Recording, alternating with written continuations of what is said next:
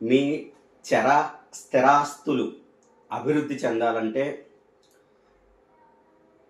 లేదా ఇంటి నిర్మాణానికి సంబంధించిన పనులు ఆటంకాలు పడుతున్నా, నూతన గృహాలకు సంబంధించిన పనులు ఆగిపోయినప్పుడు కానీ, ఏ పని ఎదరికి వెళ్లకుండా ఎక్కడ స్తంభించిపోయినప్పుడు, మీరు ఎక్కడైతే నివాసం ఉంటున్నారో మీ ఇంట్లో పూజా మందిరంలో లక్ష్మీ అమ్మవారి ఫోటో ముందు ఆముదము నూనెతోటి 2 దీపాలు వెలిగించి, ఇది శుక్రవారం రోజున చేసుకోవాలి.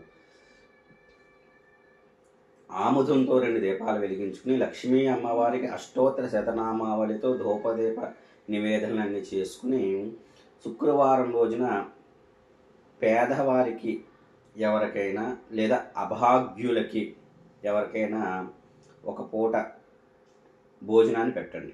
అలాగే ఆదివారం రోజున సూర్యనారాయణమూర్తి స్వామి వారికి నమస్కరించుకుని రాగి చెంబులో నీళ్లు పోసుకుని అవి ఓం నమో సూర్యనారాయణాయ నమః అని అర్ఘ్యాన్ని విడిచిపెట్టాలి.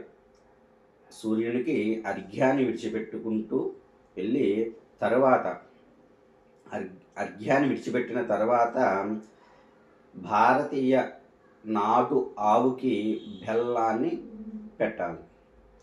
ఇదే విధానంగా 21 శుక్రవారములు, 21 ఆదివారములు ఎవరైతే నియమం తప్పకుండా శ్రద్ధగా చేసుకుంటారో వారికి ఖచ్చితంగా స్థిరాస్తులు అభివృద్ధి చెందుతాయి.